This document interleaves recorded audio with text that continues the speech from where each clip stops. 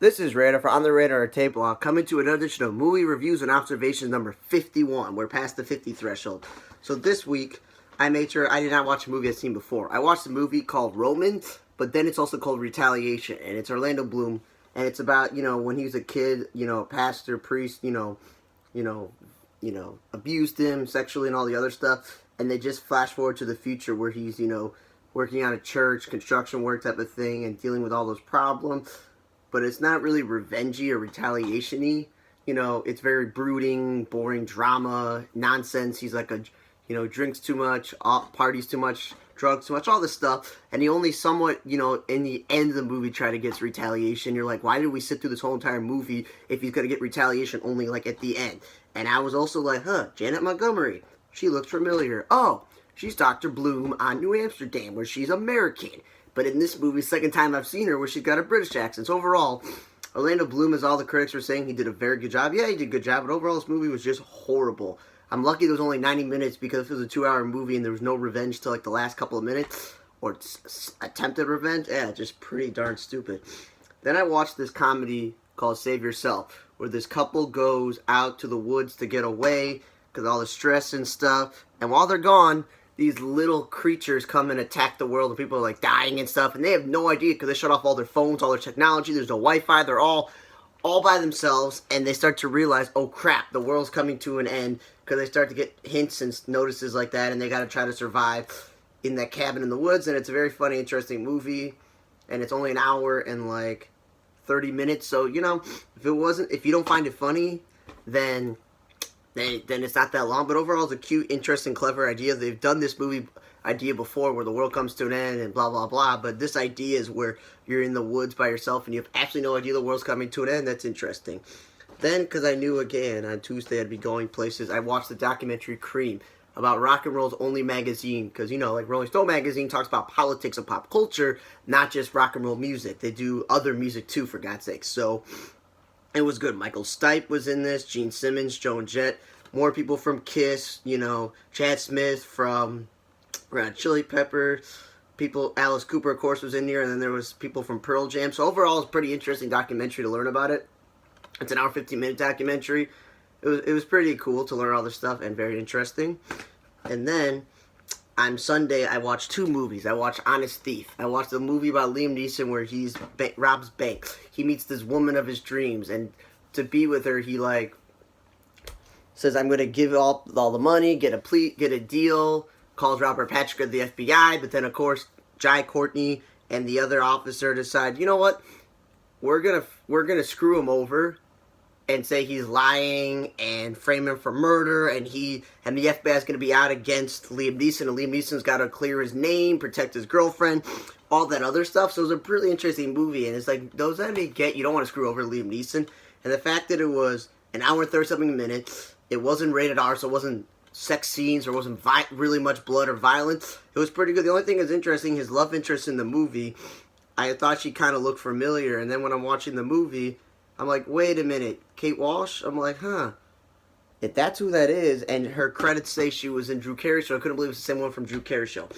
Then I watched this kid's movie, Mewtwo Strikes Back Evolution.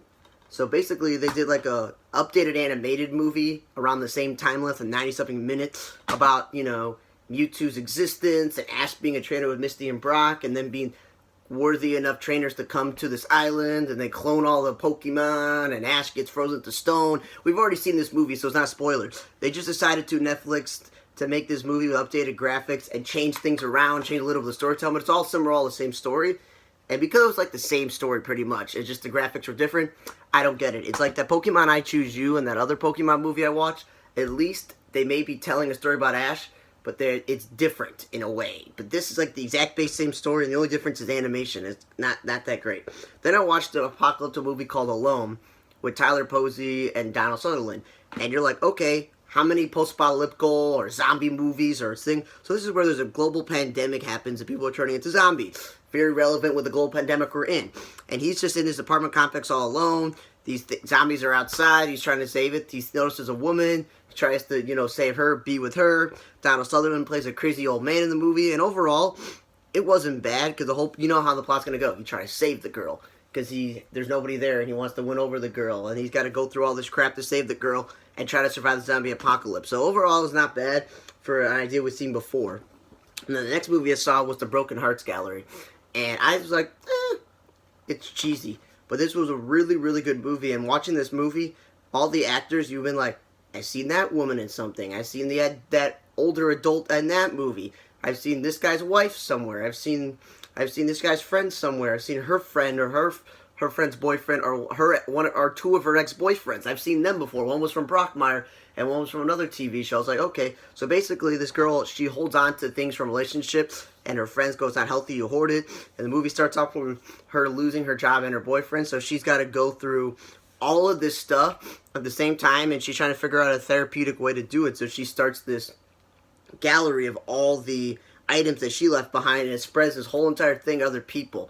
It also coincides with her meeting a new guy, and they're like friends, and it's will they, won't they, and it's cute and clever in that way, where, you know, they're both helping each other with his passion and her passion, and, you know, it's interesting and stuff like that. Her friends each have different relationships, and his friend is married with a baby on the way, so it's very interesting, and it was, you know, clever. I liked it. It was actually really good. It was probably the best movie I watched this week, because, you know, Honest Thief is a different type of movie. It's like an action movie, but like between all the other movies, it was really good. Then I watched the movie Inheritance, and no offense to Lily Collins, Simon Pegg, and the fact that Patrick Warburton is the guy who dies in the movie, it's just like, it was boring. It wasn't really like thriller suspense movie, but basically Lily Collins, district attorney, her father dies and he's a successful family. Her brother's running for Congress or whatever, senator, and the mother has been in a movie before, you know, Connie Nelson. So it's like, okay. But basically the father dies and leaves her a secret that he's been holding this guy under lock and key in some bunker, and she's got to figure out what to do. And the best part of the movie is Michael Beach was the lawyer. And I love seeing Michael Beach ever since his days on Third Watch. But overall, it was kind of boring. It was just, And we all know that if she let him go, it would come back to haunt them. So, of course, like, that's what happened. So, yeah, to spend almost an hour and 50 minutes watching that movie, I wouldn't watch Inheritance and I wouldn't watch Retaliation. Both these movies were junk. Do not go watch Mewtwo Strikes Back's Evolution. Just watch the original Pokemon movie. Alone, even though we've done Zombie Apocalypse movies, it was not bad. And as I said, honestly, it was the best movie overall I saw. Cream was a great documentary. And Save Yourself was an interesting, quirky, you know, comedy with sci-fi elements. But Broken Hearts Gallery, like, I actually really enjoyed watching this movie. And, like, I was, like, really, you know, I know the end is, will either the girl's going to get with the guy or not. So, but we know that, obviously cliche, but it was, like, the whole movie, you're like, they're friends, how's this going to work? How are things going to go in her life? And, you know, actually, it was really enjoyable. Like, you're saying, I've never seen these actors before, but this Geraldine Viswanathan, she did an amazing job. She definitely gets some more roles in movies. But overall, this week was not as bad as previous weeks because Broken Hearts Gallery, Save Yourself, Cream, documentary, Honest Thief, and Alone made it worthwhile. That there was at least 4 movies and 1 documentary that were worthwhile out of the, you know, 8 movies I actually watched this week. So thank you for listening to another edition of Movie Reviews Observations number 51. I'm Radar from the Entertainment Blog. See you guys next time.